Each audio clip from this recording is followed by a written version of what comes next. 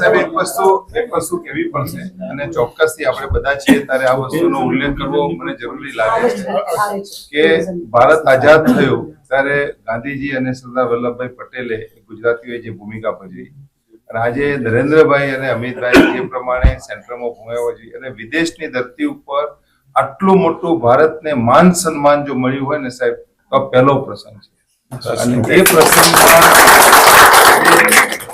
દેશમાં જ્યાં જ્યાં ભાજપની સરકાર છે એના સીએમ છે જે મહેનત કરી રહ્યા છે ને એ તો સાહેબ ઓબ્વિયસલી છે કે અમે બધા જ બધું જોઈએ છીએ. અહીંની અમેરિકાની ટીમ એ જંતર મંતરની અંદર પ્રોગ્રામમાં પ્રશ્નો થાય ને સાહેબ તો એના માટેની કોમેન્ટો અહીંના મિત્રો અમને ત્યાં મોકલી આપે અને એટલો એમના મગજનો જે આક્રોશ છે ને એ આક્રોશ ત્યારે ખબર પડે કે વોટ દે આર ડુઈંગ.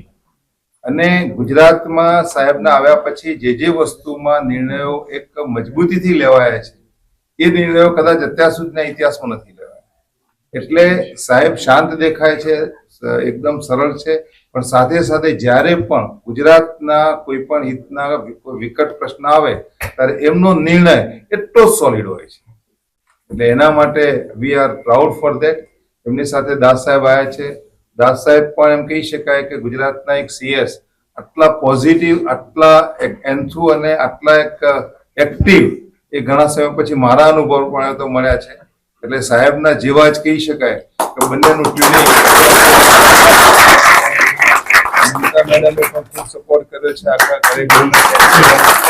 કારણ કે આપણે છેલ્લી ઘડીએ જ્યાં છેલ્લી ઘડીએ પ્રોગ્રામ ગોઠવ્યો છે અને સાહેબ છેલ્લી ઘડી હોય ને તો એને પહેલી ઘડી ગણીને આપણને ચાન્સ આપ્યો છે.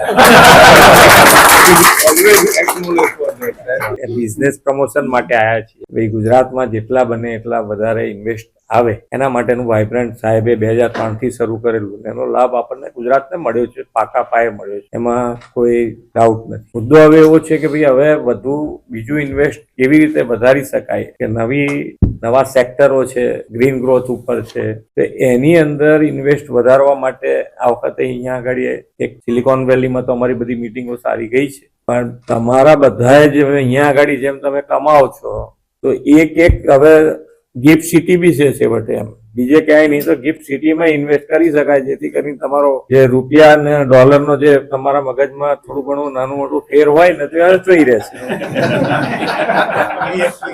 પણ મુદ્દો એટલો છે કે દરેક જણે ત્યાં આગળ ઇન્વેસ્ટ કરવું જોઈએ જો ગુજરાત માટેનું આપણા બધાને પ્રેમ હોય. અને બીજી દ્રષ્ટિએ કે ભાઈ ત્યાં આગળ એક પગ આપણો ત્યાં હોવો એ સારી વસ્તુ છે, ગમે તે પરિસ્થિતિમાં કામમાં આવે આપણને. એટલે તમે બધા અને ગુજરાત તમને 2-3 વસ્તુ એટલી તમારે તો કોન્ફિડન્સ એટલો જોઈએ કે ભાઈ ગુજરાત ફાઇનાન્શિયલી અત્યારે આખા દેશમાં ટોપ ઉપર છે.